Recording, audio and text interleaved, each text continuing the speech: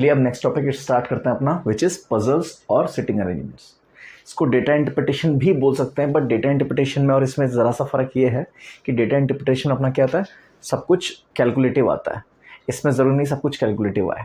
इसमें आपको statements given होंगे, उसके हिसाब से आपको इंटरप्रेट करना होगा। उसमें डेटा नहीं होगा, उस मतलब डेटा मतलब उसमें नंबर्स नहीं होंगे। इसमें डेटा इंटरप्रिटेशन में डेफिनेटली नंबर्स होंगे, उसमें कैलकुलेशन करनी पड़ेगी। इसमें कैलकुलेशन नहीं, इसमें लॉजिकल रीजनिंग यूज़ करनी पड़ेगी। ठीक है, तो देखो इसमें क्वेश्चन किस तरह के आते हैं। कई बार क्या होता है, सर्कुलर टेबल के आसपास आपको बिठा दिया जाता है।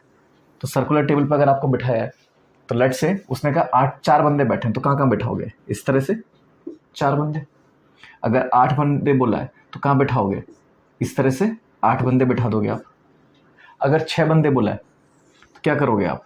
तो 6 पर्सन्स आर सिटिंग, मतलब 1 2 3 4 5 6 इस तरह से बिठाओगे। ठीक, मैं जनरली क्या करता हूँ, अगर 6 बंदे बिठाने हैं तो मैं क्या करूँगा, 2 इधर ऐसे बिठाए और 2 इधर ऐसे बिठाए। सर्कुलर ट्रैक बन गया मेरा। तो मुझे तो इससे मतलब है कि मेरे को इस सर्कल बनाने में टाइम लगेगा, मैं टाइम क्यों ख़राब करूँ, तो मैं इस तरह से लाइन्स बना देता हूँ। 8 बंदे बिठाने हैं तो मैं क्या करूँगा, इस तरह से 8 बंदे बिठा देता हूँ। मैं अपना टाइम बचा रहा हूँ बेसिकली। ठीक, अगर वहाँ पे डबल डबल डेटा है तो आप क्या लिखते हो, एक बाहर लिखोगे डेटा, एक अंदर लिखोगे। मैं क्या करता हूँ, एक ऊपर लिख लेता हूँ, नीचे लिख लेता हूँ। लेट से बोल दिया 6 लोग हैं, किसी किसी डिफरेंट सिटी से बिलोंग करते हैं, फिर सिटिंग अरेंजमेंट दे दिया, तो उनके नाम ऊपर लिख दूंगा, उनकी सिटी नीचे लिख दूंगा जहाँ से बिलोंग करते हैं। ठीक, ये तो हुआ सर्कुलर अरेंजमेंट की बात।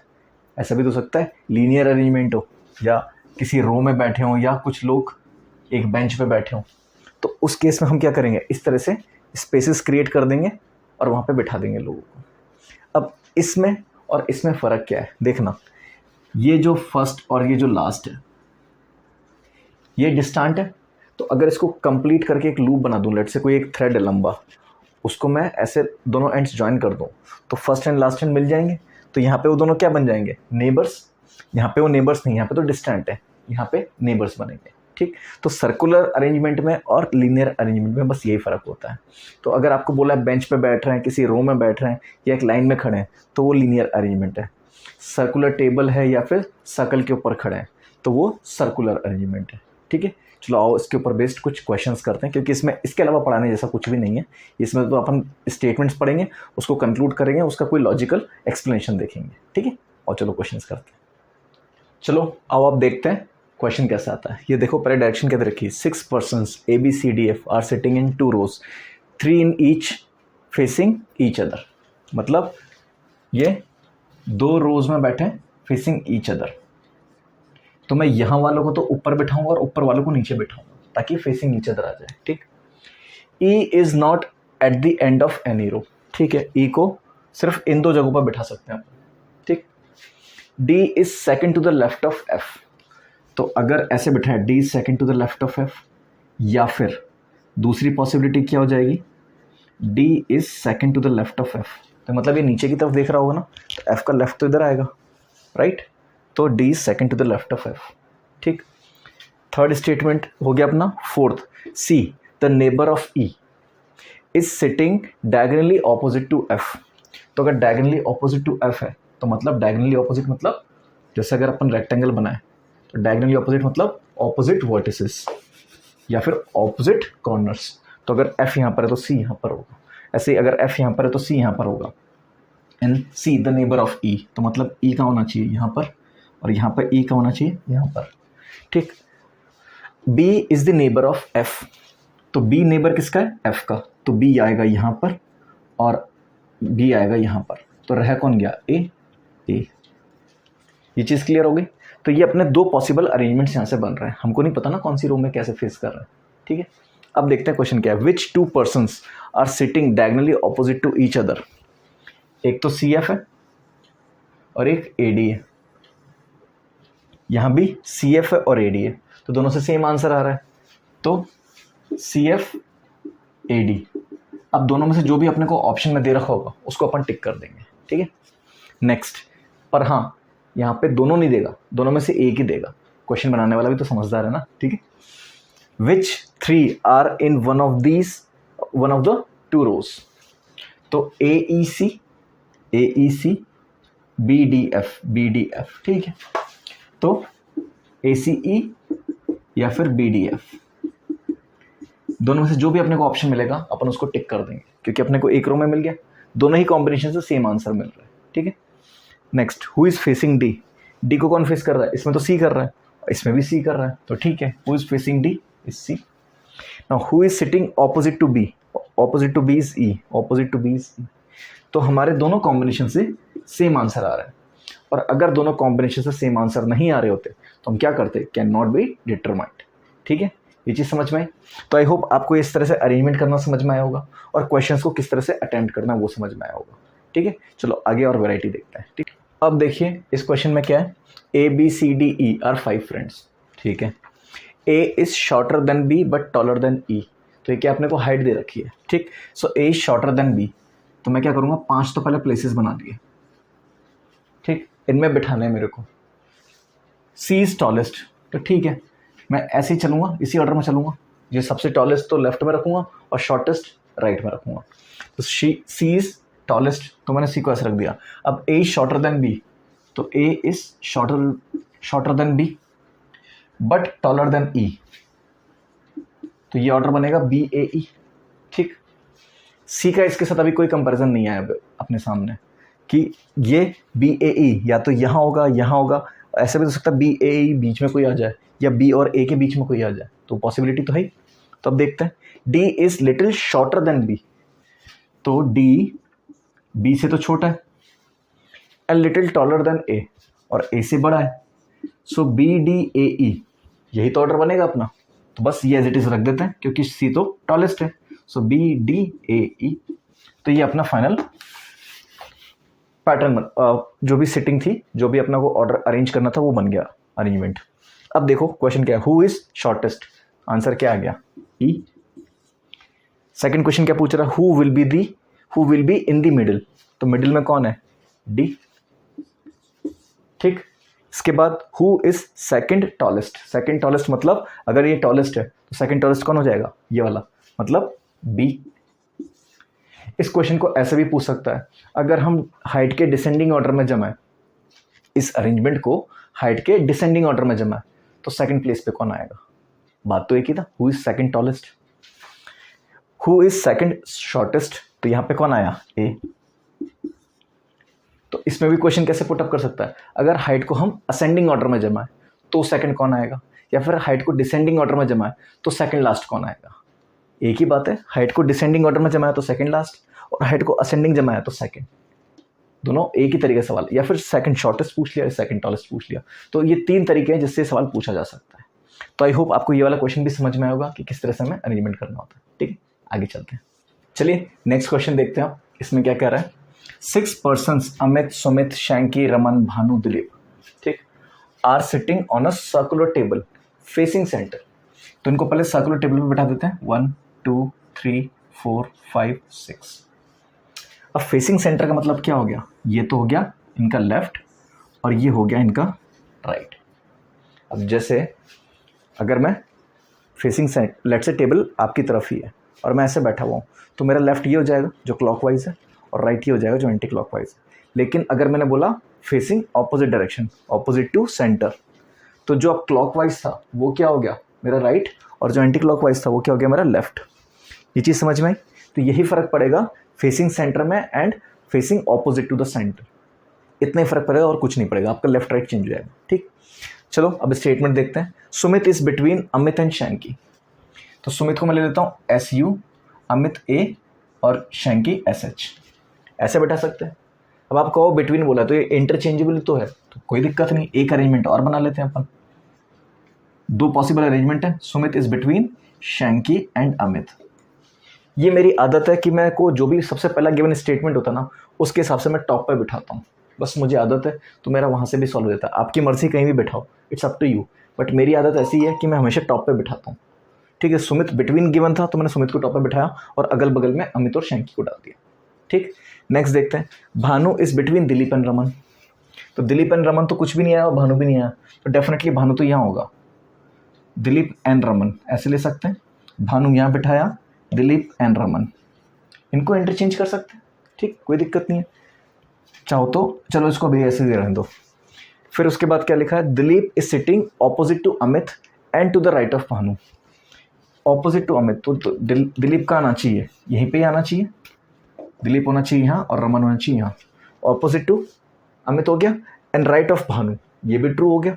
ठीक, यहाँ पे देख लेते हैं, ये ऑपोजिट टू अमित तो हो गया पर लेफ्ट ऑफ भानु आ गया, ये गलत हो गया ना अपना, कि भानु के तो राइट में होना चाहिए था, अगर यहाँ पे राइट में बिठाएंगे तो ये ऑपोजिट नहीं आएगा अमित के, तो यहाँ पे तो ये अरेंजमेंट नहीं बनेगा, तो ये अरेंजमेंट हो गया अपना गलत। तो अपना करेक्ट अरेंजमेंट क्या है, ये वाला। ठीक, अब चलो अरेंजमेंट हो गया कंप्लीट। अब क्वेश्चन देखते हैं। Raman is sitting between, Raman किस किस के बीच में, Amit and Bhanu, so Amit and Bhanu. तो जो भी ऑप्शन दिया होगा उसमें देख लेंगे अमित एंड भानु का दिया हुआ।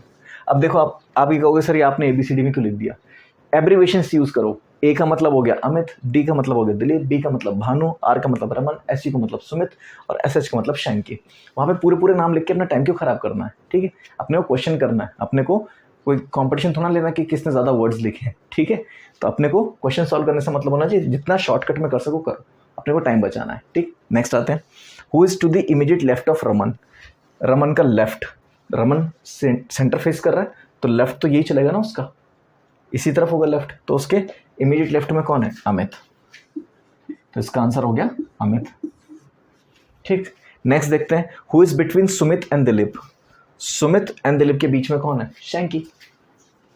ठीक, तो आई होप ये क्वेश्चन आपको अच्छे से समझ में आ गया होगा कि इस क्वेश्चन को कैसे अटेम्प्ट करना है। सबसे पहले सर्कुलर अरेंजमेंट बनाया, नंबर ऑफ पॉसिबल केसेस ज़्यादा हैं, सारे केसेस बनाओ एक एक करके, चाहे तो ऐसे लिख लेते शैंकी अमित, मतलब इधर अगर अमित है तो इधर शैंकी, इधर अगर शैंकी तो इधर अमित, फिर उसके बाद बना लेते। लेकिन अगर आपको इसमें दिक्कत आती है तो आप कोई दिक्कत नहीं है, आप सबसे पहले सेपरेट करके बना लो, 2-2 3-3 अरेंजमेंट बना लो, कोई दिक्कत नहीं है। धीरे धीरे इसकी आदत पड़ जाएगी, एक ही डायग्राम में आप सारी ऑब्जर्वेशंस ले सकते हो, लेकिन उसमें एरर होने के चांसेस भी, अगर डाटा बहुत ज़्यादा कॉम्प्लेक्स है या फिर कॉम्प्लिकेटेड है और आपको कंफ्यूजिंग स्टेटमेंट्स दे रखे हैं तब ये गलत हो सकता है, तब आपको सेपरेट केसेस ही बनाने पड़ेंगे। ठीक है, चलो कुछ और क्वेश्चंस देखिए। अब देखिए ये question, PQRSTU are 6 members of a family. ठीक है, each person has a different profession, doctor, nurse, lawyer, teacher, engineer and manager. तो अपने को पहले तो नाम दे रखे हैं, फिर उनके प्रोफेशन दे रखे हैं, तो अपने पास 2 डेटा तो आ चुका है। ठीक, each person stays at home on a different weekday, Monday to Saturday. तो अपन क्या करें, सबसे पहले एक लाइन बना लेते हैं, Monday to Saturday, Monday, Tuesday, Wednesday, Thursday, Friday, Saturday. ऊपर मैं नाम लिख दूंगा PQRSTU में से, और नीचे उनका प्रोफेशन लिख दूंगा, वो भी शॉर्ट में। टीचर का T हो गया, लॉयर का L हो गया, नर्स का N हो गया, डॉक्टर का D हो गया, इंजीनियर का E हो गया और मैनेजर का M हो गया। ठीक, आगे चलते हैं। R remains at home on Tuesday, तो R कहाँ पे है, ट्यूसडे पे। अब इसका प्रोफेशन नहीं पता, कोई बात नहीं, आगे चलते हैं। ठीक, next, P the doctor doesn't remain at home on either Saturday और वेडनेसडे।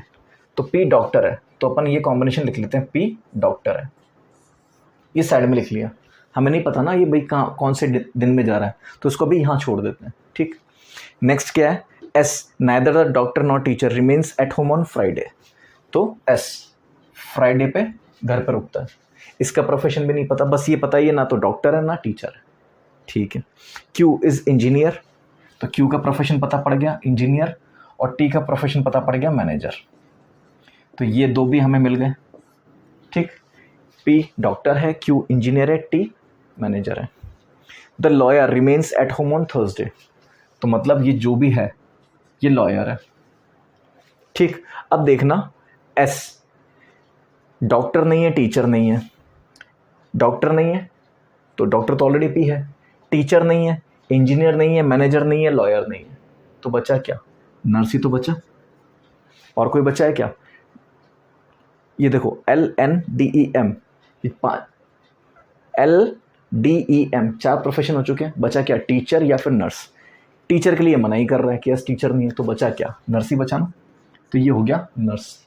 ठीक, lawyer remains at home on Saturday. ठीक, P the doctor doesn't remain at home on either Saturday और वेडनेसडे, तो P ना तो यहाँ होगा ना यहाँ होगा, तो उसके पास P क्या डॉक्टर है, तो P यहाँ भी नहीं आ सकता थर्सडे पे अपने आप, तो P कहाँ आएगा, मंडे पे, तो P हो गया डॉक्टर। ठीक, अब देखना ये हमने अरेंज कर दिया ऑलरेडी। अब Q अगर है तो वो इंजीनियर होना चाहिए, और टी अगर है तो एम होना चाहिए, ठीक। आर अगर ये है तो यहाँ पे और क्या प्रोफेशन आ सकता है? इंजीनियर नहीं आ सकता, मैनेजर नहीं आ सकता, लॉयर नहीं आ सकता, नर्स और डॉक्टर ऑलरेडी दे चुके हैं, तो बचा क्या? टीचर, ठीक। तो अब देखना पी आर एस ये कवर हो चुके हैं प्रोफेशन और डे के साथ। क्यू और टी का प्रोफेशन मिल चुका, डे नहीं मिला पर प्रोफेशन तो मिल गया, तो बचा कौन? यू। यू रह गया जिसका प्रोफेशन अभी तक नहीं मिला, तो डेफिनेटली लॉयर कौन होना चाहिए? यू। तो यहाँ पे या तो क्यू आएगा या टी आएगा, अगर यहाँ क्यू आता तो यहाँ टी या फिर क्यू। तो ये हमें कंक्लूड नहीं हुआ, तो बस जितना हमारे पास डेटा आया हमने उसके हिसाब से इसको बना लिया, ठीक है। अब देखते हैं next, who is nurse? Nurse कौन है? एस, तो ये अपना आंसर हो गया एस, ठीक। Who remains at home on Saturday? तो सैटरडे को घर पे कौन रहता है? आइदर टी और क्यू, आइदर क्यू और टी। अगर ऑप्शन में ऐसे दे रखा है टी, दूसरा ऑप्शन दे रखा है क्यू, तो तीसरा ऑप्शन डेफिनेटली होगा आइदर ऑप्शन 1 और ऑप्शन 2, नहीं तो दोनों में से एक ही ऑप्शन दे रखा होगा, आइदर क्यू और टी। फिर एल बोल दे, फिर पी बोल देगा या एस बोल देगा या आर बोल देगा, ठीक है। नेक्स्ट देखते हैं, हु इज टीचर? तो टीचर कौन आया? आर, तो आर हो गया अपना टीचर, ठीक। थोड़ा सा कॉम्प्लिकेटेड था, थोड़ा ज़्यादा डेटा था, क्योंकि मल्टीपल आपको चीज़ें दे रखी थी, नेम, प्रोफेशन एंड वीकडे, तो 3 चीज़ें हमें दे रखी थी, उसको हमें बैलेंस करना था। तो ऐसे मल्टीपल डेटा को इस तरह कर सकते हैं। अब इसमें मैंने ट्रिक क्या ली? मंडे टू सैटरडे, तो वो तो फिक्स है, वो चेंज नहीं हो सकता, चेंज ही हो सकता है सिर्फ नाम और प्रोफेशन। तो मैंने पहले जो फिक्स था उसको फिक्स कर दिया, फिर उसके हिसाब से सेटिंग दे दी, ठीक है। तो आप भी इसी तरह से अप्रोच करना, आप देख लेना किसको हमें फ्रीज करना है, किसको नहीं करना, ठीक। चलो आओ एक सवाल और करते हैं, फिर इसको कंक्लूड करते हैं, ठीक। चलो अभी नेक्स्ट क्वेश्चन स्टार्ट करते हैं। इसमें क्या दे रखा है? P Q R S T U are 6 members of a family, ठीक है, पहले जैसे ही है जिसमें P Q R S T U दे रखे थे, okay. Each person plays a different game, football, cricket, tennis, basketball, volleyball and hockey, ठीक है। इसमें पिछली बार 6 प्रोफेशन थे, इस बार 6 गेम्स हैं। T who is taller than P N S, तो इस बार हमें हिंट क्या दे रखा है? हाइट, तो हाइट के हिसाब से हम अरेंज कर लेंगे, टॉलेस्ट इधर आ जाएगा और शॉर्टेस्ट लास्ट में आ जाएगा, तो ये 6 बंदे हो गए, ठीक। क्या दे रखा है? T who is taller than P N S, तो टी इन दोनों से तो बड़ा है, पर अपने को ये नहीं पता ना पी और एस में बड़ा कौन और छोटा कौन है, तो इसको यहीं छोड़ देंगे। और टी क्या खेल रहा है? टेनिस, तो टी टी लिख लेंगे ऐसे, ये अपने को मिल गया कॉम्बिनेशन। हमें कहाँ डालना हो? टी टी एक साथ डालेंगे, ठीक। Next, the tallest place basketball, तो टॉलेस्ट मतलब ये बास्केटबॉल खेल रहा है, तो ये हो गया basketball. The shortest place volleyball, तो ये वॉलीबॉल हो गया। चलो ये तो समझ में आएगा, टी ना तो वॉलीबॉल खेल रहा है, ना वॉलीबॉल खेल रहा है, ना बास्केटबॉल खेल रहा है, तो ये ना तो टॉलेस्ट है ना शॉर्टेस्ट है।